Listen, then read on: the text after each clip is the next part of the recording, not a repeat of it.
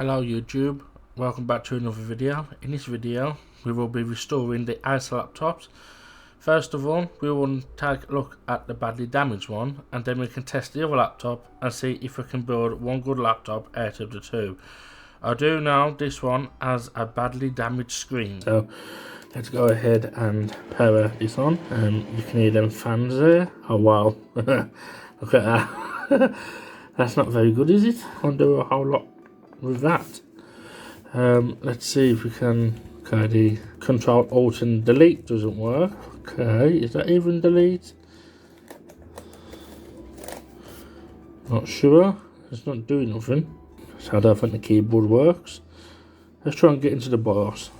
Maybe some of the keys don't work.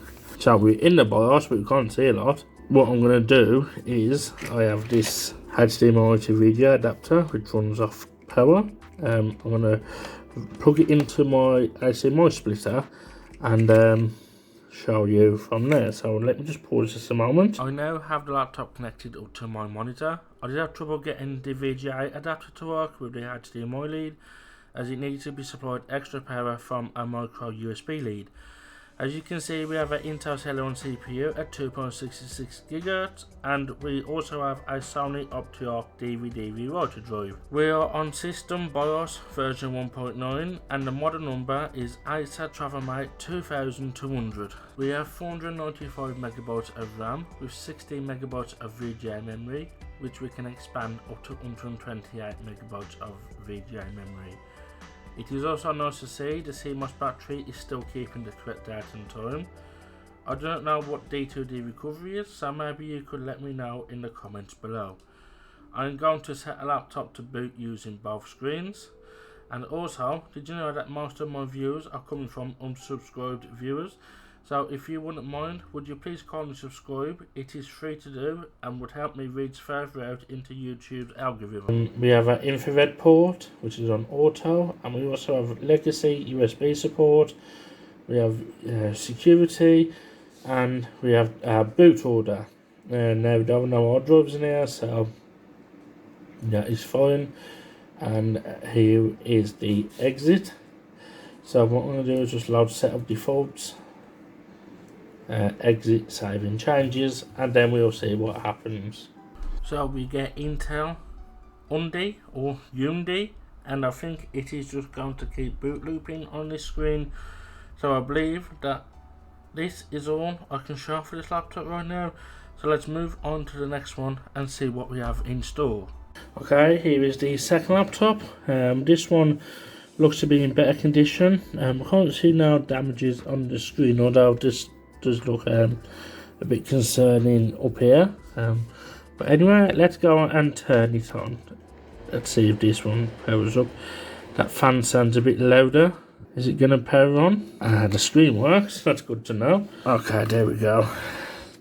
We are now over onto the monitor. So let me just put you there. There we go. So now let's see if this keyboard works. It does. It looks like we have a bad keyboard on the other laptop. As you can see, the BIOS is password locked, and I tried numerous passwords and it just kept restarting. So I have shortened this clip down because I tried every single password I could find, and as you can see, when I attempt to enter 3 wrong passwords, the system should just shut down, and it should just give me a recovery code so I can get the master password to the BIOS. But being as this laptop was from the council, I'm guessing that they had something put onto the laptop to remove this code to stop people trying to steal the laptop. It has been a few days since I last recorded these laptops. I spent hours trying to short this laptop so I could reset its BIOS password and got no luck. It is now after New Year, and I hope you all had a great time and wish you the very best in this year to come. What you are now about to see is myself taking apart this laptop so I can use it for parts in the other Acer laptop, which has a perfect screen, which has the broken screen, sorry. While trying to reset the BIOS password, I accidentally broke off the CMOS battery and the BIOS password still didn't reset, and these laptops didn't come with any batteries to be charged with, so there was no way it was able to keep the CMOS settings and I couldn't find any jumpers to change on the motherboard either. I even unplugged the power supply and left it for a good 10 minutes and still no luck. The BIOS password didn't reset, so now this laptop is just going to be a downer board for the second Acer laptop. So without further ado, I'm going to take this screen off this laptop and we will strip this laptop.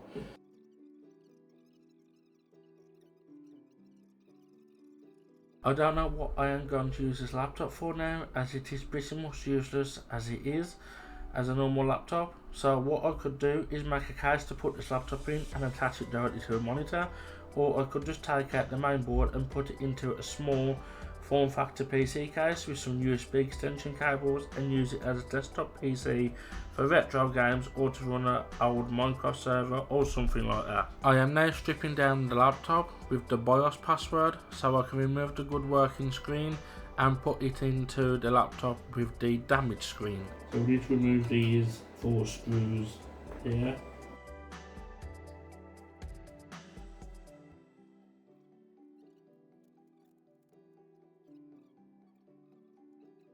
I am now using the GoPro to film these scenes as it provides a better view of what I am doing. I am also testing my new battery to see what sort of errors I can get out of it.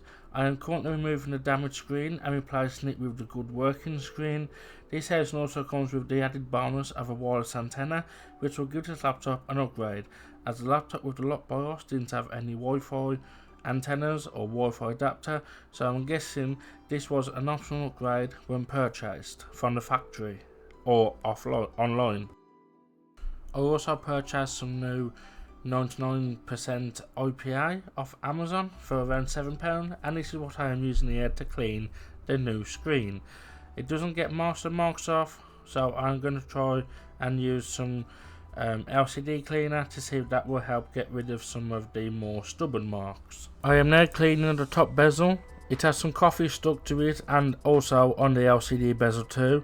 It must have been on here for a very long time, as no matter how much IPA I use it will not budge, and this might be something I will have to address in another video. I am now attaching the screen to the laptop powerhouse bezel. It is quite fiddly to get on. I also forgot to set the screen hinges flat down so I could screw them in, and I was very tight to reposition them, but I did it in the end.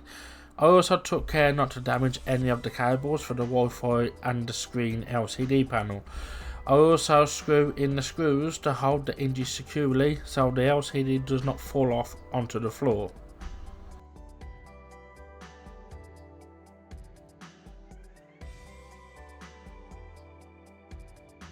I am now putting the screws back where the keyboard sits, and I had to check if I hadn't missed any because it is very hard to see the screw holes when the holes and the screws are both black. This is why you see me lift the laptop up a few times. You might have noticed I also forgot to remove the LCD cable from under the bezel. I did remove this later on in the video. I also put the huge chassis screws back into the base of the laptop. Just look at those 2 cooling fans, they are huge. I also need to get a new battery for the laptop, most likely off eBay, or I could look on Amazon, and I also need to get the laptop an original charger or close to the original, as I'm currently using a universal charger.